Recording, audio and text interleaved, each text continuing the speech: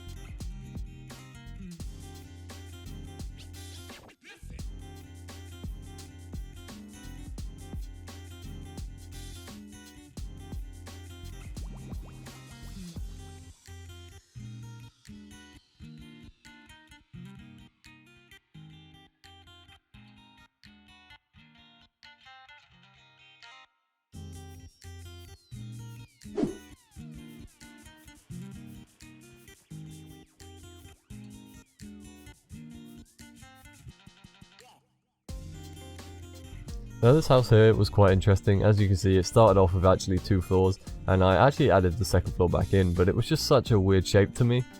It was kind of just a long rectangle, and I don't really build houses in long rectangles, so I thought keeping the same shape was going to be quite an interesting thing here. So I just kind of added these oak logs in each place, pushed them out on the corners there, added a nice little cobblestone roof on top, and then tried to play around with this nice little cobblestone wall design on top here, and then added some trapdoors in at the top. I actually didn't really like it too much, and then swapped it for a nice little stair and cobblestone stair design. So you got slabs and stairs in there, so it kind of merges down, looks like a wave kind of on the roof, so it goes slopes up and then slopes up towards the middle, then slopes back down, and then slopes up towards the end of the build. It was quite a nice creative little roofing design there that I came up with on the spot. Actually really impressed with how that came out, and this house just became really nice in the end. I was actually really happy with the way it's come out, and every house in this build I was actually kind of really happy with. I wasn't expecting that. I thought there'd be a few kind of small builds that would just be there kind of for fillers, but they were actually really good, and I really enjoyed the way everything looked. And I actually ended up destroying this man's little crop farm and then improving it by quite a large substantial amount, so hopefully he would enjoy that. Once again, he did not give me any discounts. I am deeply saddened by this.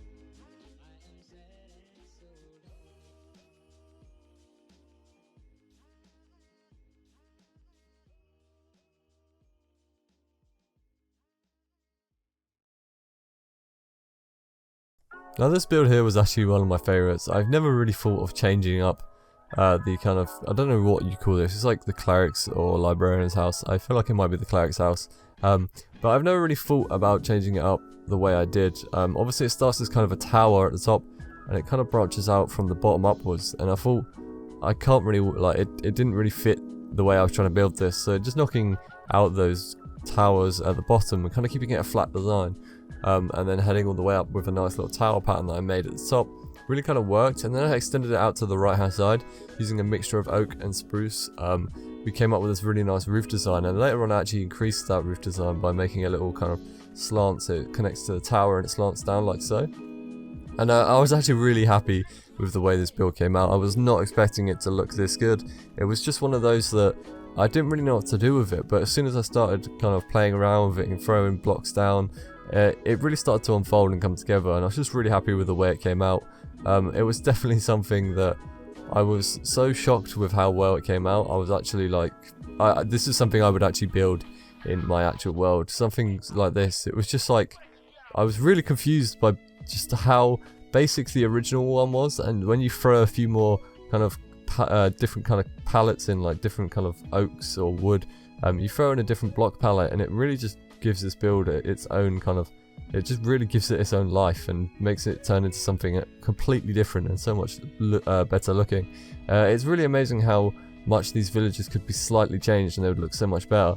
Obviously they're not quite priority right now, there's a whole Nether update coming out, so I can't imagine updating villages will be a thing in the time, but there are probably mobs out there for it. If not, you could just download this world. I will be leaving a link in the description for you guys.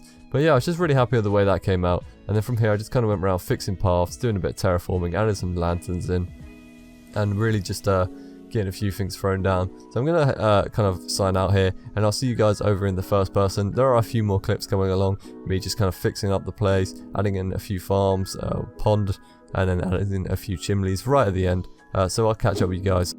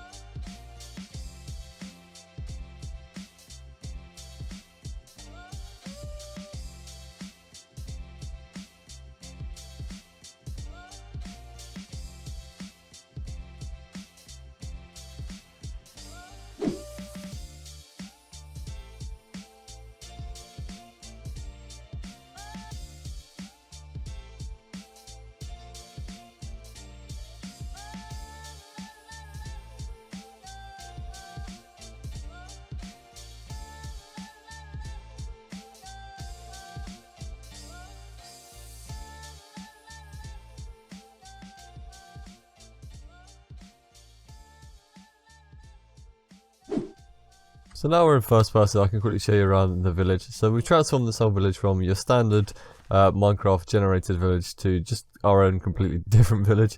We've got a few small huts on the right hand side as you enter through kind of the back side here. We've got just a tiny little hut with a chest, your kind of essential basic stuff for a villager to live into. And then a bit of detail on the house too around the edges. Just playing around with a roof style as well this time. So I've got these under, like kind of upside down stairs, which leaves a nice flat top on the top of the roof here for me to play around with and get a nice design.